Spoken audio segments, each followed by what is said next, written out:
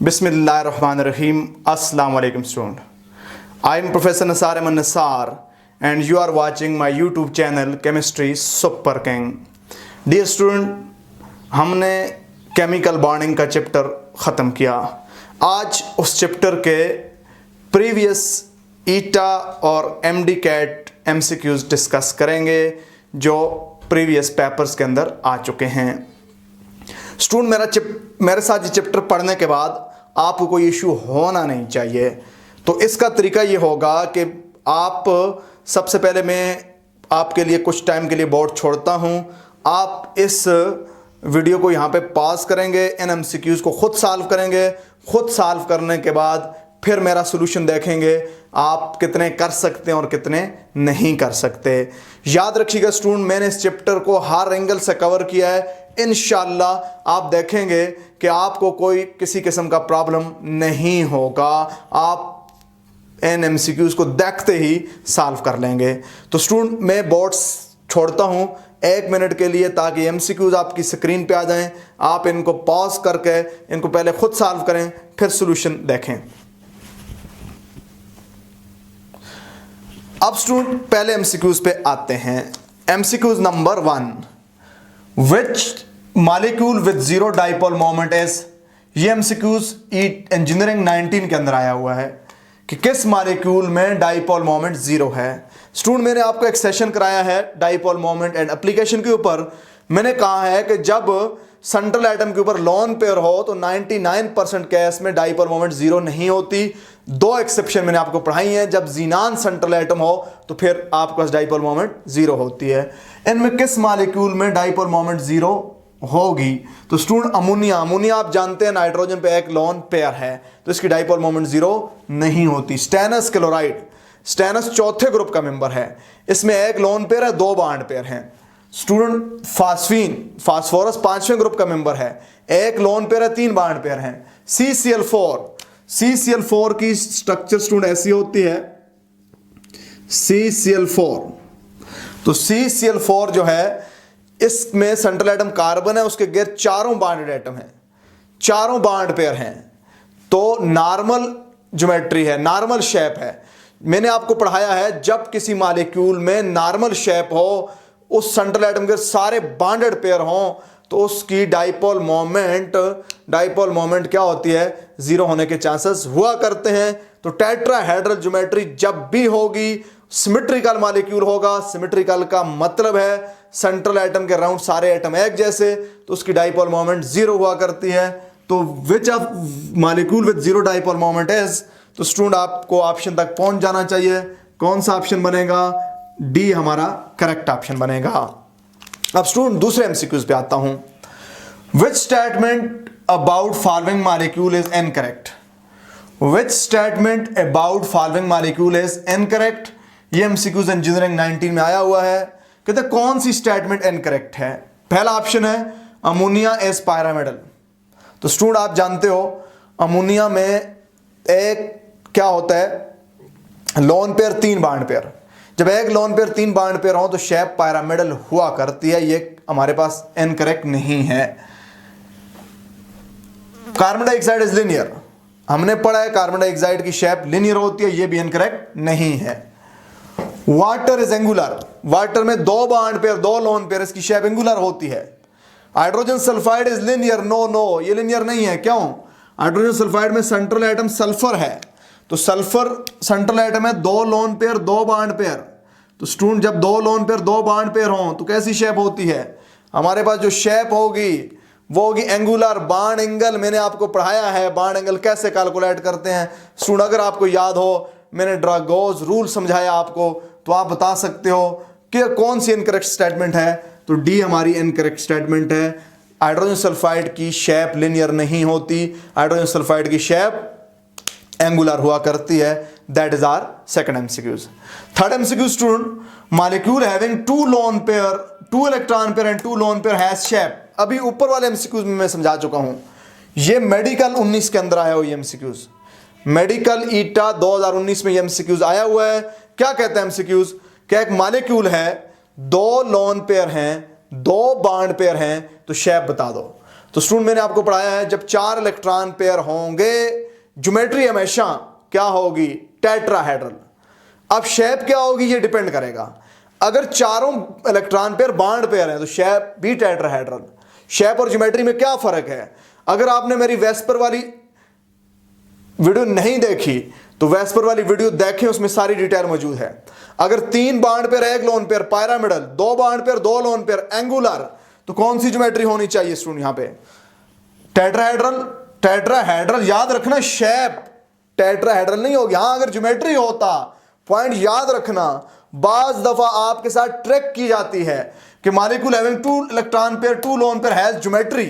Geometry electron pair पे depend करती है, ज्योमेट्री टेट्राहेड्रल ही होगी। ज्योमेट्री होती है सेंट्रल एटम के राउंड इलेक्ट्रॉन पेयर की अरेंजमेंट, तो ज्योमेट्री टेट्राहेड्रल होती है। लेकिन इसने शेप पूछी हुई है। शेप होती है geometric figure obtain bye joining the nuclei of bonded atom by straight line. तो स्टूडेंट ज्योमेट्री टेट्राहेड्रल होती, लेकिन शेप क्या होगी? जब 2 बॉन्ड पेयर 2 लोन पेयर हो तो शेप हमारे पास क्या होती है? एंगुलर होती है। तो स्टूडेंट हमारा ऑप्शन सी क्या होगा? करेक्ट ऑप्शन होगा जी, हमारा ऑप्शन सी करेक्ट ऑप्शन होगा। अब स्टूडेंट यहां पे जरा गौर करें, जो कुछ आपने मेरे साथ पढ़ा हुआ है, जिन बच्चों ने मेरे साथ इस चैप्टर को स्टार्ट से पढ़ा है, तो मेरे ख्याल में उनको इशू नहीं होना चाहिए। कमेंट सेक्शन के अंदर अपना फीडबैक दीजिएगा कि आया मैं ठीक कह रहा हूं या ठीक नहीं कह रहा हूं, कि आपको ये एमसीक्यूज कैसे लग रहे हैं। ये ईटा के अंदर एमसीक्यूज आए हुए हैं, मैंने खुद नहीं बनाए हुए ये कि मैंने जो कुछ पढ़ाया उसके मुताबिक आपको एमसीक्यूज बना के दे दिए। नहीं, ये ईटा में आए हुए हैं और ईटा बहुत आसान होता है अगर आप किसी स्किलफुल एक्सपीरियंस और ऐसे टीचर जो खुद इन एक्सपीरियंस से गुजरा हुआ हो, जो ट्रिक्स एंड टेक्निक का माहिर हो, उसके साथ पढ़ें तो ईटा is very very very simple exam as compare to your board exam. तो स्टूडेंट अगर आपने मेरा चैनल सब्सक्राइब नहीं किया, इसको सब्सक्राइब करें। मेरी वीडियो एंड तक देखिएगा आप, एंड पे नंबर ऑफ टेक्निक आया करती हैं। हर स्टूडेंट इनको अपने दोस्तों के साथ शेयर करें ताकि सब लोगों को फायदा हो। आपकी किस्मत कोई दूसरा नहीं ले सकता। इस मामले में बुग़्ज़ नहीं करना, शेयर करना, अपने सारे क्लास फेलों को इसके बारे में बताना कि केमिस्ट्री सुपर किंग पे आएं और केमिस्ट्री इफेक्टिवली सीखें। स्टूडेंट मेरा नेक्स्ट एमसीक्यूज है, compound carbon dioxide and water the hybridisation of oxygen is. 2 compound है, कार्बन डाइऑक्साइड है और क्या है, और मेरे पास वाटर है। Hybridisation of oxygen is, it's a technical MCQs. अब देखें स्टूडेंट, कार्बन डाइऑक्साइड हमारे जहन में आती है फॉरन sp, वाटर की sp3, लेकिन यहां पे उसने टेक्निक की हुई है कार्बन की नहीं ऑक्सीजन की। तो जरा ट्रिक देखते हैं। तो स्टूडेंट मेरे पास वाटर की शेप ये होती है, 2 बॉन्ड पेयर 2 लोन पेयर, तो वाटर की हाइब्रिडाइजेशन क्या होगी? sp3। वाटर की हाइब्रिडाइजेशन sp3। पहले कार्बन डाइऑक्साइड है, लेकिन कार्बन डाइऑक्साइड की उसने ऑक्सीजन का पूछा हुआ है स्टूडेंट। अब स्टूडेंट देखें, हमारे पास ऑक्सीजन के ऊपर 2 लोन पेयर होते हैं। 2 क्या होते हैं? लोन पेयर होते हैं। तो sigma bond plus lone pair ये हाइब्रिड ऑर्बिटल को इंडिकेट करते हैं। तो इसमें 1 सिग्मा बॉन्ड है, 2 लोन पेयर हैं, तो 3 है। जब हाइब्रिड ऑर्बिटल 3 हो तो sp2 क्या स्टूडेंट? sp2 एक ये क्या है? पाई बॉन्ड है। तो ऑक्सीजन की कार्बन डाइऑक्साइड के अंदर जो हाइब्रिडाइजेशन होती है वो sp2 होती है, sp2 होती है। अब sp2 3 हाइब्रिड ऑर्बिटल में 2 कंप्लीटली फिल्ड होते हैं, 1 पार्शियल फिल्ड होता है। जो sp2 हाइब्रिड ऑर्बिटल होता है वो कार्बन के sp ऑर्बिटल से क्या करता है? हेडवाइज ओवरलैप करके सिग्मा बॉन्ड। 1 ऑर्बिटल ऑक्सीजन पे अनहाइब्रिड होता है, जो कार्बन के अनहाइब्रिड p ऑर्बिटल से साइड वाइज ओवरलैप करके पाई बॉन्ड बना देता है। तो student oxygen of carbon dioxide कौन सा हाइब्रिडाइज हुआ? sp2। वाटर का ऑक्सीजन कौन सा हाइब्रिडाइज हुआ? sp3। तो हमारा ऑप्शन होगा sp2 sp3। आप देखते हैं जी, sp2 sp2 no, sp2 sp3 यही हमारा क्या है स्टूडेंट? करेक्ट ऑप्शन है। कार्बन का ऑक्सीजन sp2 है, वाटर का कार्बन डाइऑक्साइड का ऑक्सीजन sp2 हाइब्रिडाइज है, वाटर का ऑक्सीजन sp3 हाइब्रिडाइज है। मोस्ट ऑफ द स्टूडेंट यहां पे लगा के आ जाते हैं। ये इस पॉइंट का ख्याल करना, अगर उसने कार्बन का पूछो फिर यहां पे बात हो सकती थी। अगर डायरेक्ट कार्बन डाइऑक्साइड का भी पूछो तो मतलब सेंट्रल एटम हम लेते हैं, लेकिन यहां पे इसने मेंशन किया हुआ है, तो इसलिए आपने ऑक्सीजन वाले की हाइब्रिडाइजेशन कैलकुलेट करनी है, उसके मुताबिक ऑप्शन पे जानना है। ईटा आसान होता है, छोटी छोटी ट्रिक्स होती हैं, उनका ख्याल करना है। स्टूडेंट जो मैं ट्रिक्स बताता हूं, जो मैं आपको एक्सेप्शन बताता हूं, उसको एक नोटबुक पे गट्ठी कीजिएगा ताकि एंड पे आपको मेमोराइज करना आसान हो। नेक्स्ट मेरा एमसीक्यूज है स्टूडेंट, ये वाला एमसीक्यूज मेडिकल 18 में आया हुआ है। नेक्स्ट मेरा एमसीक्यूज है, if overlapping of sp3 hybrid orbital in carbon is small, if sp3 hybrid orbital in carbon की ओवरलैपिंग कम हो then the bond will be. Student मैंने वीबीटी का एक पास्टुलेट आपको पढ़ाया है कि strength of bond depend on the overlapping extent, greater the overlapping extent stronger will be the bond. Overlapping अगर कम हो तो बॉन्ड कैसा होगा, वीबीटी का पास्टुलेट माइंड में लाएं। ओवरलैपिंग वो कहता है if overlapping of sp3 hybrid orbital in carbon is small the bond will be, overlapping कम होगी बॉन्ड स्ट्रेंथ कम होगी। जब बॉन्ड स्ट्रेंथ कम होगी तो बॉन्ड कैसा हुआ करता है, वीक। यस, बॉन्ड वीक हुआ करता है, स्ट्रांग नहीं हुआ करता। Student most stable bond strong bond होता है, लेस एनर्जेटिक बॉन्ड भी क्या होता है, स्ट्रांग बॉन्ड होता है। तो हमारा ऑप्शन क्या बना स्टूडेंट, हमारा ऑप्शन ए बना। तो ये पहले 5 एमसीक्यूज थे। स्टूडेंट ऑनेस्टली ओपिनियन देना कि मेरे साथ ये चैप्टर पढ़ने के बाद आपको ये एमसीक्यूज कैसे लग रहे हैं। हर स्टूडेंट फीडबैक कमेंट सेक्शन में लाजमी दिया करे। आपके 2 सेकंड 4 सेकंड लगते हैं, लेकिन ये मेरे लिए फीडबैक होता है, इसके मुताबिक मैं आपके लिए और ज्यादा एफर्ट करूंगा। आपके लिए इंशाल्लाह इस चैनल पे ईटा के हवाले से मैं दावे से कह सकता हूं पूरे पाकिस्तान के अंदर ये one of the best channel होगा। और भी लोग अच्छे काम कर रहे हैं, मैं नहीं कह रहा नहीं कर रहे, लेकिन ये किसी हवाले से भी किसी चैनल से ये चैनल पीछे नहीं होगा। ये वर्ल्ड को compete कर सकता है, ये आपको वर्ल्ड लीडर बनाएगा, ये आपको वर्ल्ड ग्रेजुएट के साथ compete करने के काबिल बनाएगा। अगर आपने मेहनत की, मुसलसल कोशिश की, तो वो दिन दूर नहीं है कि आप केमिस्ट्री में बहुत आगे निकल जाओगे। स्टूडेंट बात करते हैं नेक्स्ट एमसीक्यूज पे। Ammonia geometrical shape is pyramidal with bond angle 107.5. When it form ammonium ion, it acquire shape and angle. ये MCQs मेडिकल 18 में आया हुआ है। जो इससे पिछला MCQs था वो 18 के अंदर जो मेडिकल का पेपर कैंसिल हुआ था उसमें आया हुआ था। तो हमें कहा गया है कि अमोनिया की शेप पायरामिडल है, बॉन्ड एंगल 107.5 है। जब अमोनियम आयन बनता है तो शेप और बॉन्ड एंगल क्या होगा। अब स्टूडेंट याद रखना, अमोनियम आयन में 4 बॉन्ड पेयर होते हैं, कोई लोन पेयर नहीं होता। अब देखें हमारे पास क्या होता है, हमारे पास ये अमोनिया होता है, यहां पे हमारे पास जब अमोनियम आयन में कन्वर्ट होता है तो ये लोन पेयर बॉन्ड बना देता है किसके साथ, हाइड्रोजन आयन के साथ। अब सेंट्रल एटम के 4 बॉन्ड पेयर होते हैं, कोई लोन पेयर नहीं होता। जब सेंट्रल एटम के पास 4 बॉन्ड पेयर हो, कोई लोन पेयर ना हो, तो स्टूडेंट क्या बॉन्ड एंगल होता है 109.5। शेप कैसी होती है, टेट्राहेड्रल। तो स्टूडेंट यहां पे देखें पायरामिडल 107.5 नहीं चेंज होगा, स्क्वायर प्लेनर 90 नहीं, क्योंकि हमारे पास इसकी शेप जब भी लोन पेयर बॉन्ड पेयर में कन्वर्ट होगा बॉन्ड एंगल बढ़ेगा। याद रखना, जब भी लोन पेयर बॉन्ड पेयर में कन्वर्ट होगा बॉन्ड एंगल बढ़ेगा। तो यहां पे तो 90 है। ट्राइगोनल प्लेनर उस वक्त होता है जब हमारे पास 3 बॉन्ड पेयर हो राउंड द सेंट्रल एटम, कोई लोन पेयर ना हो। तो टेट्राहेड्रल 109.5, तो यही स्टूडेंट हमारा क्या है, करेक्ट ऑप्शन है। तो मेरे ख्याल में आपको कोई मसला पेश नहीं आना चाहिए। स्टूडेंट अगला एमसीक्यूज है, जब मैं एमसीक्यूज पढ़ता हूं आप पॉज करके पहले खुद सॉल्व करें, फिर मेरे वाले सॉल्यूशन की तरफ जाएं। Considering the MOT choose the correct relative energy order. MOT को कंसिडर करते हुए करेक्ट एनर्जी ऑर्डर कौन सा होगा। स्टूडेंट मैंने आपको 2 ऑर्डर बताए हैं। अगर आपने मेरी एमओटी की वीडियो नहीं देखी तो आप एमओटी की वीडियो देखें, डिस्क्रिप्शन के अंदर पूरे चैप्टर की प्लेलिस्ट का लिंक मौजूद है। एमओटी में मैंने कहा था जब 14 या उससे कम इलेक्ट्रॉन हो तो एनर्जी ऑर्डर ये होगा, जब 15 या ज्यादा इलेक्ट्रॉन हो तो एनर्जी ऑर्डर ये होगा। 2 एनर्जी ऑर्डर होते हैं। तो स्टूडेंट चूंकि इसने जनरल बात की हुई है तो पहला दिया हुआ sigma 1 is less than sigma star 1 is, correct बात है। Sigma star is less than sigma 2 is, correct बात है। Sigma 2 is less than sigma star 2 is, ये भी करेक्ट बात है। Which is less than sigma 2px which is less than pi 2py which is equal to pi 2pz। तो ये correct नजर आता है। अभी बाकियों पे भी देखते हैं।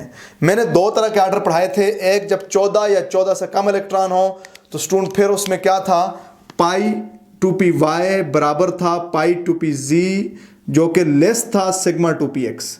बाकी पीछे से वही आ रहे हैं। और जब 15 या उससे ज्यादा इलेक्ट्रॉन थे तो ये ऑर्डर यहां पे चेंज हो जाता था, sigma two p x is less than pi two p y which is equal to pi two p z. बाकी सेम आ रहा था, तो यहां पे ये ऑर्डर चेंज होता था। अब मैं अगले ऑप्शन में देखता हूं, sigma one is less than sigma star one is, ठीक बात है, which is less than sigma two is, ठीक बात है, which is less than sigma star two is, ठीक बात है, which is less than pi two p y which is equal to pi two p z. यहां तक ये बात ठीक हो सकती है अगर 14 या उससे कम इलेक्ट्रॉन हो। Which is less than pi two p x होता ही नहीं है, चूंकि एक्स वाई और जी में से एक लाजमी सिग्मा होगा, तो इसलिए ये नहीं हो सकता। अदरवाइज यहां तक बात ठीक हो सकती है। अगर यहां पे होता विच is less than sigma two p x तो ये भी ठीक हो सकता था, फिर बोथ एंड बी का ऑप्शन बन सकता था। अब स्टूडेंट दूसरा ठीक नहीं है, यहां पे आ जाएं, sigma one is less than sigma star one s which is less than sigma two s which is less than sigma star two s, ठीक है यहां तक, which is less than pi two p y which is equal to pi two p z, यहां तक बात ठीक है, which is less than pi two p x z, pi two p x z होता ही नहीं है, तो ये वाला ऑप्शन भी करेक्ट नहीं होगा। नेक्स्ट आ जाए student, sigma 1 is less than sigma star 1s which is less than sigma 2s which is less than sigma star 2s which is less than pi to py which is less than pi to pz which is less than pi to px। तो student पहली बात तो ये है कि p के 3 में से एक सिग्मा होगा। फिर दूसरी बात है 2 पाई जो होंगे पाई टू पी वाई और पाई टू पी जी बराबर होते हैं, ये ऑप्शन भी ठीक नहीं है। तुम्हारे पास एक ही ऑप्शन ठीक है, that is are a option. तो ये हमारा क्या हो गया, करेक्ट ऑप्शन हो गया स्टूडेंट। ये मैंने आपको डिटेल में पढ़ाया हुआ है। नेक्स्ट स्टूडेंट मेरा एमसीक्यूज है, bond energy of hydrogen molecule hydrogen 2 to hydrogen 1s। It's a very technical MCQs. अब स्टूडेंट पहले आप खुद जरा ट्राई करें, bond energy of hydrogen molecule hydrogen 2 2HS 436 kilo joule per mole, 40.7 kilo joule per mole, 272 kilo joule per mole, 436 divided by Avogadro number kilo joule per mole. It's a technical MCQs. पहले bond energy की definition पे जाएं। Bond energy क्या होती है? Energy की वो मिकदार जो एक मोल बॉन्ड किसी मॉलिक्यूल में एक मोल कोवेलेंट बॉन्ड ब्रेक करने के लिए रिक्वायर्ड हो।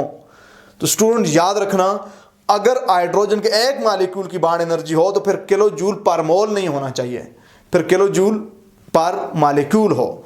तो ये वाला ऑप्शन वैसे लगता है कि एक हाइड्रोजन मॉलिक्यूल H2 से 2 हाइड्रोजन एटम बने हैं। अब हाइड्रोजन मॉलिक्यूल की बॉन्ड एनर्जी का मतलब ये नहीं है कि एक मॉलिक्यूल की बॉन्ड एनर्जी। अब ये यहां पे हम ये भी कह सकते हैं एक मोल हाइड्रोजन थे।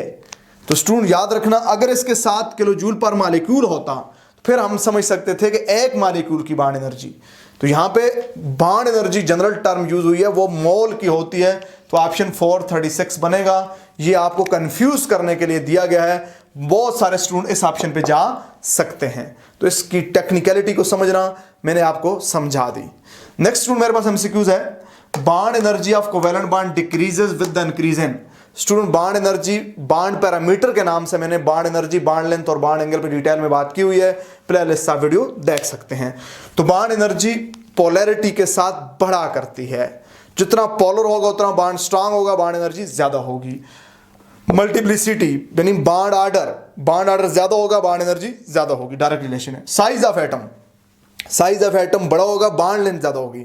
जब बॉन्ड लेंथ ज्यादा होगी तो बॉन्ड वीक होता है। जब बॉन्ड वीक होता है तो bond energy size of atom बढ़ने के साथ क्या होगी, कम होगी। Bond energy of covalent bond decreases, तो हमारा ऑप्शन स्टूडेंट क्या बनेगा, हमारा ऑप्शन साइज ऑफ एटम बनेगा।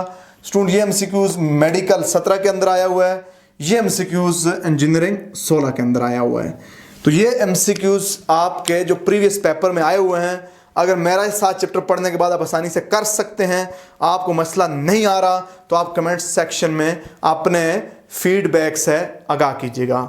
स्टूडेंट कुछ और एमसीक्यूज पे बात करते हैं। स्टूडेंट नेक्स्ट एमसीक्यूज है, what will be the shape of molecule which contain 2 sigma bond and 1 loan pair. 2 sigma bond और 1 लोन पेयर हों। स्टूडेंट हमने वेस्पर में पढ़ा है कि ज्योमेट्री पाई बॉन्ड पे डिपेंड नहीं करती। जब 2 सिग्मा बॉन्ड और 1 लोन पेयर हों तो हमारे पास कैसी शेप होती है। जब 2 sigma bond, let's suppose टेनस chloride है, 2 सिग्मा बॉन्ड और 1 लोन पेयर हो तो हमारे पास शेप एंगुलर होती है। हमने पढ़ा हुआ है linear, V shape, tetragonal, trigonal. अब एंगुलर या बेंड का ऑप्शन नहीं है, तो स्टूडेंट इसको वी शेप भी कहते हैं। ये जरा ऊपर से आप देखें तो इट्स अ वी शेप। इसको आप वी शेप भी कहते हैं, बेंड शेप भी कहते हैं, एंगुलर शेप भी कहते हैं। तो स्टूडेंट हमारा B is the correct option. Medical 16 में ये एमसीक्यूज आया हुआ है। अब स्टूडेंट नेक्स्ट हमारा एमसीक्यूज है shape of stannous chloride is, अभी मैंने आपको बता दिया, linear, trigonal pyramidal, trigonal planar, angular. कौन सी शेप है पहले आप खुद ट्राई करें। स्टूडेंट अभी मैंने आपको बता दिया है, इसको बेंड शेप, एंगुलर या वी शेप कहते हैं जी। नेक्स्ट स्टूडेंट हमारा एमसीक्यूज है select the molecule that has unpaired electron in anti bonding molecular orbital. वो मॉलिक्यूल सिलेक्ट करें जिसके एंटी बॉन्डिंग मॉलिक्यूलर ऑर्बिटल में अनपेड इलेक्ट्रॉन हो। स्टूडेंट पहला हमारा ऑप्शन है नाइट्रोजन। नाइट्रोजन की जब हम एमओटी डायग्राम बनाते हैं तो हमें पता चलता है ये हमारे पास होता है जी pi two p y, pi two p z, ये होता है हमारे पास सिग्मा टू पी एक्स। यहाँ पे हमारे पास होते हैं pi two p y, pi two p z star, यहाँ पे sigma two p x star, यानी ये हमारे पास होता है pi two p y, pi two p z, sigma two p x, pi star two p y, pi star two p z, और यहाँ पे होता है sigma star two p x. तो स्टूडेंट 10 के बाद हमारे पास 11वां इलेक्ट्रॉन यहाँ पे आता है, 12वां यहाँ पे 8 के बाद 9वां इलेक्ट्रॉन यहाँ पे, 10वां इलेक्ट्रॉन यहाँ पे, 11वां यहाँ पे, 12वां यहाँ पे, 13वां यहाँ पे, 14वां यहाँ पे। 14 जब इलेक्ट्रॉन होंगे तो हमारे पास ये वाला बॉन्डिंग मुकम्मल फिल्ड होगा। 15वां इलेक्ट्रॉन यहाँ पे आएगा, 16वां इलेक्ट्रॉन यहाँ पे आएगा, यानी जब 15 इलेक्ट्रॉन मॉलिक्यूल में होंगे तो वो एंटी बॉन्डिंग में अनपेड इलेक्ट्रॉन होगा, 16 होंगे तो फिर भी अनपेड इलेक्ट्रॉन होगा, 17वां इलेक्ट्रॉन यहाँ पे आएगा, जब 17 होंगे तो फिर भी एंटी बॉन्डिंग में अनपेड इलेक्ट्रॉन है, 18 होंगे तो फिर अनपेड इलेक्ट्रॉन नहीं होगा। यानी एंटी बॉन्डिंग में 8 इलेक्ट्रॉनों के बाद एंटी बॉन्डिंग में अनपेड इलेक्ट्रॉन कब हो सकता है? जब 15 इलेक्ट्रॉन हो, जब 16 इलेक्ट्रॉन हो, जब 17 इलेक्ट्रॉन हो। स्टूडेंट ये बात याद रखना, 8 के बाद एंटी बॉन्डिंग में अनपेड इलेक्ट्रॉन कब हो सकते हैं? जब 15 इलेक्ट्रॉन हो, जब 16 इलेक्ट्रॉन हो, जब 17 इलेक्ट्रॉन हो। 15 इलेक्ट्रॉन हुए तो एक अनपेड होगा, 16 हुए तो 2 अनपेड होंगे, 17 हुआ तो फिर एक अनपेड इलेक्ट्रॉन होगा। अब 8 के बाद बॉन्डिंग में अनपेड कब हो सकते हैं? बॉन्डिंग में अनपेड हो सकते हैं जब 9 इलेक्ट्रॉन हो, जब 9 इलेक्ट्रॉन हो, जब 10 इलेक्ट्रॉन हो। 11 होंगे तो फिर भी एक अनपेड बॉन्डिंग में होगा, 12 पे नहीं होगा, फिर 13 पे होगा, 13 पे इलेक्ट्रॉन यहाँ पे आ जाएगा, याद रखना। तो बॉन्डिंग में 8 इलेक्ट्रॉनों के बाद बॉन्डिंग मॉलिक्यूलर ऑर्बिटल में अनपेड कब होंगे? जब 9 इलेक्ट्रॉन हो, जब 10 इलेक्ट्रॉन हो। 9 हो तो 1 होगा, 10 हो तो 2 होंगे, 11 हो तो फिर आपका 1 होगा, 12 पे नहीं होगा, फिर 13 पे होगा। क्योंकि यहाँ पे देखें 9 इलेक्ट्रॉन आएगा, 1, 10वां आएगा, फिर 1, 11वां आएगा, ये फेल हो जाएगा, यहाँ पे अभी रहता है, 12वां आएगा, ये दोनों मुकम्मल फेल हो जाएंगे, 13वां आएगा, यहाँ पे 1 हो जाएगा। स्टूडेंट ये पॉइंट याद रखना। अब इनको हम क्या करेंगे? अप्लाई करेंगे। नाइट्रोजन में 14 इलेक्ट्रॉन हैं, तो 14 इलेक्ट्रॉन का मतलब है ये सारा कंप्लीटली फिल्ड है, एंटी बॉन्डिंग एम्प्टी है। अब स्टूडेंट क्लोरीन का एटॉमिक नंबर होता है कितना? क्लोरीन का एटॉमिक नंबर होता है 18, तो 18 और 18 36। क्लोरीन में भी कोई अनपेड एंटी बॉन्डिंग में नहीं होगा। अब स्टूडेंट हमारे पास हाइड्रोजन है, उसका एटॉमिक नंबर 1 है, 1s और 1s मिलेंगे, सिग्मा 1s और सिग्मा स्टार 1s। तो सिग्मा 1s में दोनों इलेक्ट्रॉन चले जाएंगे और क्या होगा? और मेरे पास student sigma star 1s empty रह जाएगा। ऑक्सीजन में 16 इलेक्ट्रॉन है, जब 16 इलेक्ट्रॉन होंगे तो कितने अनपेड होंगे? 2 एंटी बॉन्डिंग अनपेड होंगे। ऑक्सीजन हजार करेक्ट ऑप्शन। स्टूडेंट एक पॉइंट और याद रखना, हमारे पास याद रखिएगा, जब कभी भी बॉन्ड ऑर्डर 2 होगा, जब कभी भी बॉन्ड ऑर्डर 2 होगा तो फिर अनपेड इलेक्ट्रॉन होने के चांसेस हुआ करते हैं। जब कभी भी बॉन्ड ऑर्डर फ्रिक्शन में होगा तो फिर भी अनपेड इलेक्ट्रॉन होने के चांसेस हुआ करते हैं, याद रखिएगा। जब बॉन्ड ऑर्डर 3 होगा, जब बॉन्ड ऑर्डर 3 होगा, जब बॉन्ड ऑर्डर 1 होगा तो फिर अनपेड इलेक्ट्रॉन नहीं हुआ करते। ये पॉइंट ध्यान में याद रखना। जब बॉन्ड ऑर्डर 1 होगा तो फिर हमारे पास, जब बॉन्ड ऑर्डर 1 होगा, 3 होगा तो अनपेड इलेक्ट्रॉन नहीं होते, जनरलाइज आपको बता रहा हूँ। जब बॉन्ड ऑर्डर 2 होगा या फ्रिक्शन में होगा तो फिर अनपेड इलेक्ट्रॉन होने के चांसेस हुआ करते हैं। It's a very important technical point, अपने पास नोट कीजिएगा। आज के आखिरी 3 MCQs पे बात करता हूँ। स्टूडेंट नेक्स्ट हमारे पास MCQs है, resonance structure differ from one another. Resonance structure एक दूसरे से कैसे डिफर करती हैं? तो पहले खुद ट्राई करें आप इसको पास करके यहाँ पे, फिर मेरे सोल्यूशन की तरफ आएँ। चलें खुद ट्राई करें जी। अब देखें position of atom. Student resonance के रूल और कंडीशन मैंने आपको पढ़ाई हैं कि रेजोनेंस में एटमों की पोजीशन चेंज नहीं होती, number of unpaired electron same होते हैं, वो भी हमारे पास डिफरेंट नहीं होते। पोजीशन ऑफ इलेक्ट्रॉन ये चेंज हो सकते हैं। पोजीशन ऑफ न्यूक्लियाई यानी एटमों की जब पोजीशन चेंज नहीं होगी तो न्यूक्लियाई की पोजीशन भी चेंज नहीं होगी। हाँ, इलेक्ट्रॉनों की पोजीशन चेंज हो सकती है। अगर आपने मेरी रेजोनेंस वाली वीडियो नहीं देखी स्टूडेंट उसे देखें, ये सारी आपको बहुत ही आसान लगेंगी। जिन स्टूडेंट ने ये देखी है वो इंशाल्लाह उनके लिए कोई मसला नहीं होना चाहिए। BCl2 has hybrid orbital of type, ये वाला MCQs इंजीनियरिंग 14 में आया, ये भी इंजीनियरिंग 14 के अंदर आया हुआ है। अब स्टूडेंट ये वाला जो MCQs है ये मेडिकल 14 के अंदर आया हुआ है। अब student BCl2 has the hybridisation, बहुत ही आसान बात है, फार्मूला लगाएं स्टूडेंट आप, H equal to half M+V, चूंकि न्यूट्रल मॉलिक्यूल है तो न्यूट्रल मॉलिक्यूल के लिए हाफ M+V, तो H equal to half monovalent atom, hydrogen या हेलोजन मोनोवैलेंट एटम होते हैं, 2 क्लोरीन अटैच हैं 2, plus valence electron of beryllium, beryllium का एटॉमिक नंबर 4, पहले शेल में 2 दूसरे में 2 2, H equal to 4 divided by 2 2, जब H की वैल्यू 2 आ जाए कौन सी हाइब्रिडाइजेशन sp, तो स्टूडेंट हमारा ऑप्शन बन गया sp। बहुत ही आसान फार्मूला, देखते ही समझ जाएं। Structure linear, bond angle 180। आज का स्टूडेंट आखिरी MCQs, which is incorrect statement, पहले खुद ट्राई करें student. Ionic bond are non directional, crystal of covalent compound are made up of molecule, covalent bond are rigid and non directional, ionic compound have high melting point and boiling point. बाज़ दफ़ा ऐसा MCQs आता है उसमें कुछ आपको आते हैं कुछ नहीं आते, जो आते हैं पहले उनको निकाल दें, फिर जो रह जाते हैं उन पे अगर आप गैस भी करेंगे तो चांसेस ज़्यादा हो जाएंगे। तो स्टूडेंट अगर मेरा चैनल आपने सब्सक्राइब नहीं किया इसको सब्सक्राइब करें, मेरी वीडियो एंड तक देखा करें, एंड पे बहुत ही उम्दा टेक्निक्स होती हैं, बाद दफ़ा आप उनको मिस कर जाते हैं। और स्टूडेंट याद रखना, हर स्टूडेंट अपने सारे क्लास फेलों के साथ इसको शेयर करें ताकि मैक्सिमम लोगों को इनसे फ़ायदा हो। अब student ionic bond are non directional, ये बात ठीक है, चूंकि आयनिक कंपाउंड में बॉन्ड किसी पार्टिकुलर डायरेक्शन में नहीं होता, एक आयन को अपोजिटली चार्ज आयन मुख्तलिफ डायरेक्शनों से एट अ टाइम क्या कर रहे होते हैं, अट्रैक्ट कर रहे होते हैं, उसके साथ इंट्रैक्शन कर रहे होते हैं। तो ionic bond is always what, non directional. Crystal of covalent compound are made up of molecule, yes it's true, molecule से बने हो सकते हैं। कोवेलेंट कंपाउंड के जो क्रिस्टल होते हैं वो मॉलिक्यूल से स्टूडेंट क्या होते हैं, बने होते हैं, ये बात भी ठीक है। Covalent bond are rigid and non directional, student covalent bond rigid नहीं होते और नॉन डायरेक्शनल भी नहीं होते, कोवेलेंट बॉन्ड पार्टिकुलर डायरेक्शन में बनते हैं। मैं फॉर एग्जांपल स्टूडेंट मैंने आपको समझाया भी था, अगर ये मेरे पास p ऑर्बिटल है और ये मेरे पास s ऑर्बिटल है, अब s ऑर्बिटल और p ऑर्बिटल इस डायरेक्शन में ओवरलैप नहीं कर सकते, ये उसी वक्त ओवरलैप करेंगे जब ये दोनों एक खास डायरेक्शन में एक दूसरे से ओवरलैप करेंगे। इसलिए कोवेलेंट बॉन्ड क्या होते हैं, डायरेक्शनल होते हैं, नॉन डायरेक्शनल नहीं होते। यही हमारी क्या है स्टूडेंट, इनकरेक्ट स्टेटमेंट है। फिर आयनिक compound have high melting point and boiling point, student हम जानते हैं कि आयनिक कंपाउंड के अंदर कैटायन और एनायन होते हैं जो आपस में इलेक्ट्रोस्टैटिक फोर्स ऑफ अट्रैक्शन से बहुत स्ट्रांगली हेल्ड होते हैं, उनको ब्रेक करने के लिए ज्यादा एनर्जी की जरूरत होती है, उनका melting point boiling point high हुआ करता है।